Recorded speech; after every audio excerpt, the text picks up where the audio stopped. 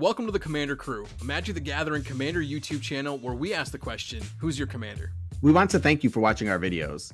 You can help support us by liking this video, subscribing to our channel, and hitting the bell notification icon. You can also go to thecommandercrew.com to check out our t-shirts, masks, pet hoodies, and other Commander Crew goodies.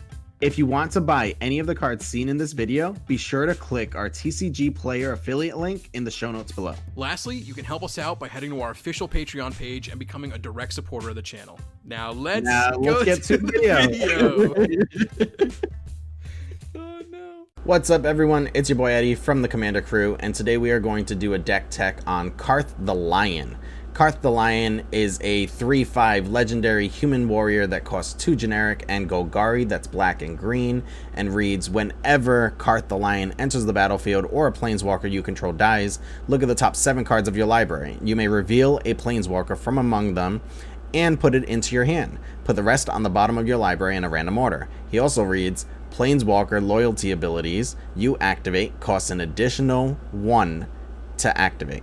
Yep, this is Golgari Super Friends. It is super exciting. I was so happy to build this. I used to have an Atraxa deck, but honestly I felt like it was kind of played out, and being able to activate loyalty abilities that Planeswalkers have for an additional +1 is just absolutely amazing. You can ultimate some Planeswalkers as soon as they ETB, and that's just insane. So let's kick things off with ramp. So for our ramp package, we are running a few of our elves, and the reason for that isn't that we have any type of elf synergy, but more so that we have some blockers for our planeswalkers. So first off, we have Arbor Elf, we have Elves of Deep Shadow, Elfish Mystic, Findhorn Elves, and Llanowar Elves. Next up, we have Sol Ring, Arcane Signet, Farseek, Golgari Signet, Nature's Lore, Rampant Growth, Sakura Tribe Elder, 3 Visits, Harrow, and then we get into some planeswalkers. We have Garruk Wildspeaker, which is amazing because not only can we untap 2 lands, we can also create a 3/3 blocker to protect our planeswalkers, and then lastly, we can actually use his -4 ability the turn that he comes into play because of Carth. And with that, we can give creatures we control +3/+3 and trample until end of turn. And if we can get enough creatures out there, that could win us the game. Next up, we have Tyvar, which gives elves that we control tap and add 1 black. It also has a +1 ability that allows us to put a 1/1 counter on up to 1 target elf, untap it against Death Touch until end of turn. So that allows us to reuse our elves. Its 0 ability also creates elf tokens, which not only help to protect our planeswalkers, but also are going to tap for that black mana. And then if we do get a chance to ultimate it, we can get an emblem that reads, whenever you cast an elf spell, it gains haste until end of turn, and you draw 2 cards. Now we don't have that many elves in here, so we're likely not going to be utilizing that -6 ability, but it is nice to have if we do have a couple of elves in our hand. Then next up, we have Freyalise, which can put an elf onto the battlefield that's able to tap for mana, that can also protect our planeswalker. She can also destroy an artifact or enchantment, which is absolutely terrific. And on top of all of that, we can draw a card for each creature that we control. Now again, that -6 ability here is probably not going to be something that we often use, but the fact that we can plus her 1 time and then use the -6 ability on our following turn to draw a bunch of cards, that's just amazing. Then next up, we have Nissa, who shakes the world, which is going to allow all of our forests to tap for extra mana. She also lets us untap a land with that +1 ability, which we can utilize to either attack somebody or we can tap it again for more mana. And then her -8 ability, which again we're going to be able to do the turn after she comes into play, allows us to search for as many number of forest cards, put them onto the battlefield, and we get an emblem that says lands we control have indestructible. That's just insane. Then next up, we have Nissa Worldwaker, which is going to allow us with +1 ability to untap up to 4 target forests. That effectively makes it so that she only costs us 1 mana. That's just crazy. And then that -7 ability, which we'll be able to activate 2 turns after she comes into play with our commander's ability, is going to allow us to search our library for any number of basic land cards, put them onto the battlefield, and turn them all into 4/4s. Yeah, let's kill our opponents with some basic lands. Next up, we have some card draw. We have Oath of Nissa, which is going to find us either a creature, land, or planeswalker. We have Sylvan Library, Phyrexian Arena, Reki, the History of Kamigawa, which is an amazing creature that's going to allow us to draw a card for every planeswalker that we play. We have Karn, Scion of Urza, which is going to help us to draw some cards, but can also make some constructs to use as blockers. Then we have Garruk, Primal Hunter, which that +1 ability of making a beast is cool. That -3 ability of drawing a ton of cards is awesome. But the fact that we can activate that -6 ability the turn after he comes into play and create a ton of 6/6 worm creatures, because we will have a bunch of lands on the battlefield when we activate this, is just absolutely crazy. Then we have Loth, Spider Queen, which this is actually one of the few planeswalkers in the deck that we could care less about that ultimate ability. We are heavily focused on drawing a card or making some creatures to help protect our planeswalkers with this one. Then we have Ob Nixilis Reignited, which is going to help us to draw some cards or destroy a creature. And that -8 ability, which we can activate the turn after he comes into play, could deal a ton of damage to our opponents. Then there's Tevesh Szat, which not only can make some 0/1s to help protect our planeswalkers, but he can also draw a bunch of cards, and that -10 ability that you can activate 2 turns after he comes into play is absolutely terrifying to opponents. It actually turns them into a target most of the time. I will also just quickly comment on that +1 ability to draw some cards. Not only does it draw some cards, it also works as a really nice sacrifice outlet for Carth. Sometimes you'll find that with Carth on the battlefield, you don't have much to do. You may have lost most of your planeswalkers, and Carth is a really nice way of getting yourself some more planeswalkers into your hand by recasting him. Then there's Liliana Dreadhorde General, which does a lot of the same things that Tevesh Szat does.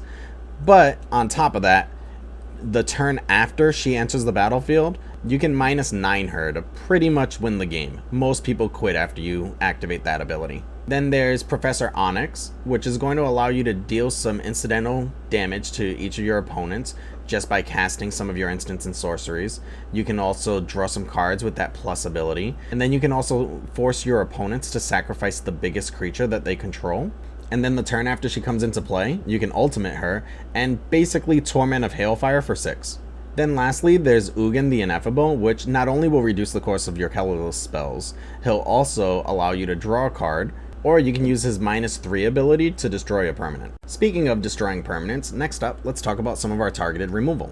So we have Assassin's Trophy, we have Callous Blood Mage, which not only can exile a player's graveyard, it can also draw you a card, or it can create a creature to help protect some of your planeswalkers. Then there's Reclamation Sage, there's Hagra Mauling, Liliana of the Dark Realms, which not only can kill a creature with its -3 ability, but if you +1 her with Carth on the battlefield the turn she comes in, the following turn you can actually -6 her and get an emblem that gives all of your swamps tap to add 4 black mana to your mana pool. If that's not going to help you to win the game, I don't know what will. Then there's Vraska Golgari Queen, which you can sacrifice another permanent, and if you do, you get to draw a card. Or you can use it for that removal ability where you can destroy any target permanent with converted mana cost 3 or less. And lastly, 2 turns after she comes in, with Carth on the battlefield, you can actually kill a player with that -9 ability. Then there's Vivian Reed, which can draw you a card, she can destroy an artifact, enchantment, or creature with flying, or she can give you an emblem that reads creatures you control get +2/+2 and have vigilance, trample, and indestructible, and you can literally do that the turn after she comes into play. Again, with Carth on the battlefield. Next up, we have another Vraska Planeswalker, which can protect herself with that +1 ability. She can destroy a non-land permanent with that -3 ability, or again with Carth out, the turn after she comes into play, can -7 and create 3 1/1 Black Assassin creature tokens with whenever this creature deals combat damage to a player, that player loses the game. Next up, we have Garruk, Cursed Huntsman, which can create some 2/2 black and green wolf creature tokens that can help to protect him and other planeswalkers. The -3 can destroy a creature and draw you a card, or you can -6 him with Carth on the battlefield the turn that he comes into play, so that creatures you control get +3/+3 and have trample. And lastly, another Vraska with Vraska Relic Seeker. This one can create some tokens to help protect her and other planeswalkers. She can destroy an artifact, creature, or enchantment and give you a treasure token in return, or the turn after she comes into play, she can set a target player's life total to 1. Next up, some board wipes. We have Pernicious Deed because, well, it doesn't hit our planeswalkers. Then we have Blood on the Snow. Same thing, we can destroy all creatures and not hurt any of our planeswalkers, and then we can actually return a planeswalker or creature from our graveyard to the battlefield. And then there's Ugin. Ugin the Spirit Dragon is an absolute powerhouse of a card. It's going to be able to exile a bunch of permanents if we want it to do that. We can also have it deal some damage to any target, or the turn after it comes into play, we can gain 7 life, draw 7 cards, and put 7 permanents from our hand onto the battlefield. Next up, we have Protection. We can protect a planeswalker with Kaya's Ghost Form. We can protect our commander with Malakir Rebirth, or we can protect all of our permanents with Heroic Intervention. Now for some Recursion. We have Confront the Past, which is going to allow us to take a planeswalker from our graveyard and put it onto the battlefield. Or we can remove some loyalty counters from a planeswalker that an opponent controls. We have Agadim's Awakening, which is going to allow us to put some of our creature cards back into play. We have Balaged Recovery, which is going to allow us to take cards from our graveyard and put them into our hand. Then we have Eternal Witness, which essentially does the same thing. We have Nissa Vital Force, which not only can untap a land, effectively being ramp, then it can also return a permanent from our graveyard to our hand, or the turn that it comes in, we can -6 it with Carth on the battlefield, and whenever a land enters the battlefield under our control, we get to draw a card. Then we have Yawgmoth's Vile Offering, which is going to allow us to reanimate a planeswalker and destroy a creature or planeswalker that an opponent controls. And then lastly, we have Command the Dreadhorde, because why not? Now with all these planeswalkers coming into play, let's talk about some ways we can support them. Some of the ways of doing that are Contagion Clasp, which is going to allow us to proliferate. The Elder Spell, which can destroy some planeswalkers to put 2 counters on another planeswalker for each planeswalker destroyed this way. Then Evolution Sage, which allows us to proliferate every single time a land comes into play. We have Pair, which is going to allow us to put extra counters on our planeswalkers. We have Rings of Brighthearth, which is going to allow us to activate our planeswalkers' abilities more than once. We have Sword of Truth and Justice, which again is going to allow us to proliferate. We have Light the Form Engine, which is going to allow us to activate those abilities more than once, or we can even copy our planeswalker spells. We have Silent Arbiter, which is going to reduce the amount of attackers coming into play at our planeswalkers. We have the Chain Veil, which is going to allow us to activate our planeswalkers' abilities more than once. We have Doubling Season and Vorinclex. These cards are absolutely insane in this deck. They're going to allow us to activate most of our planeswalkers' ultimate abilities the turns that they come into play. So yeah, that's Golgari Super Friends with Carth the Lion. This deck is so much fun to play. You guys, if you haven't seen it already, check out some of our gameplay videos. You will see him played on Dead on Board. This deck just goes off. And that's pretty much it for this deck tech. If you guys have anything that you would have added to this deck that's different than what I put in, please note that down in the comments below. And until next time, take care. Please don't forget to leave a comment down below, hit that thumbs up icon, subscribe to our channel, hit the bell notification icon so you don't miss any of our content, and also check out our website, thecommandercrew.com, where you can support us by signing up to become a patron or using any of the affiliate links listed, such as Your Playmat, where by using our link you can get 10% off custom sleeves and playmats, or buying your MTG singles and collectibles from TCG Player and Amazon, where we get a kickback for all of your purchases.